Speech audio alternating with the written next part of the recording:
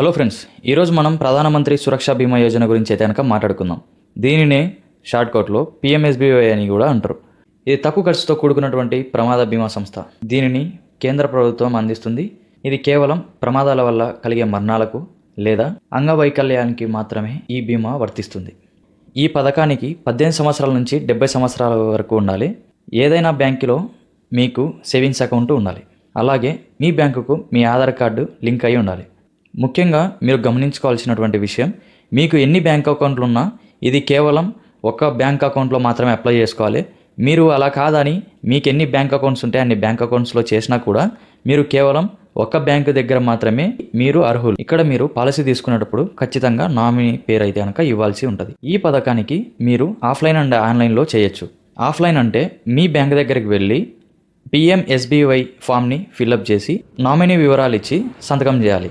ఆన్లైన్లో అయితే కనుక నెట్ బ్యాంకింగ్ లేదా మొబైల్ బ్యాంకింగ్ ద్వారా ఈ పథకానికి అప్లై చేసుకోవచ్చు.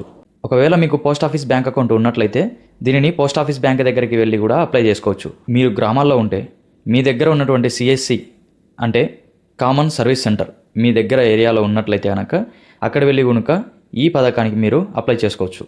ఈ పథకానికి కేవలం సంవత్సరానికి 20 రూపాయలు మాత్రం కడితే చాలు. ఈ 20 రూపాయలు ప్రతి సంవత్సరం మే 31వ తారీఖు నుంచి జూన్ 1వ తారీఖు మధ్యలో మీ బ్యాంక్ అకౌంట్ నుంచి ఆటోమేటిక్గా డెబిట్ అవుతాయి. ఈ పథకం మీకు ఎలాంటి పరిస్థితుల వల్ల డబ్బును అందిస్తుందో ఇప్పుడు చెప్తాను. ఈ పథకం ద్వారా ప్రమాదవశాత్తు మరణిస్తే గనక 2 లక్షల వరకు నామినీ బ్యాంక్ అకౌంట్కి వస్తాయి. ఒకవేళ పూర్తి అంగవైకల్యం అంటే 2 కాళ్ళు లేదా 2 చేతులు పోయినట్లయితే 2 లక్షలు వస్తాయి. ఒక కన్ను కానీ, ఒక కాలు కానీ, ఒక చేయి కానీ పోతే గనక 1 లక్ష వరకు మీకు అందిస్తుంది. దీనిని ఎలా క్లెయిమ్ చేయాలి?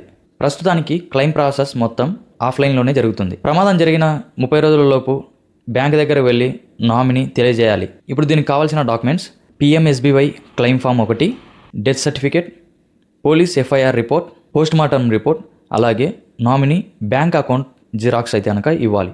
ఇప్పుడు నేను చెప్పబోయేటువంటి తప్పులు మీరు చేసినట్లయితే కనుక ఈ క్లెయిమ్ అనేది రిజెక్ట్ అయ్యే ఛాన్సెస్ ఎక్కువ ఉంటాయి. మొదటగా మీరు ప్రమాదం జరిగిన 30 రోజులలోపు బ్యాంక్ దగ్గరకు వెళ్ళి నామినీ అక్కడ సమాచారాన్ని ఇవ్వాలి. దీనికి ప్రమాదం జరిగిన రోజు నుంచి 60 రోజులలోపు మాత్రమే అప్లై చేయాలి. నామినీ డీటెయిల్స్ సేమ్ ఉండాలి. బ్యాంకులో ఏవైతే కనుక డీటెయిల్స్ ఉంటాయో అవే మీ ఆధార్ కార్డ్ అండ్ పాన్ కార్డులో కూడా ఉండాలి. వేరువేరుగా ఉన్నట్లయితే కనుక క్లెయిమ్ అనేది ప్రాసెసింగ్లో పడిపోయి చాలా రోజుల వరకు పెండింగ్లో ఉంటుంది. క్లెయిమ్ రిజెక్ట్ అయ్యే అవకాశాలు కూడా ఉండొచ్చు.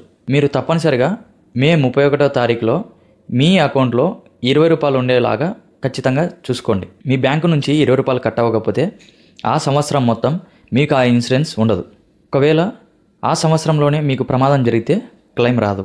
ఆత్మహత్య చేసుకున్నా లేదా మద్యం సేవించి డ్రైవింగ్ చేస్తూ చనిపోయినా కూడా మీకు ఈ పథకం అనేది వర్తించదు. ఈ డబ్బు మనకు ఎప్పుడు వస్తుంది?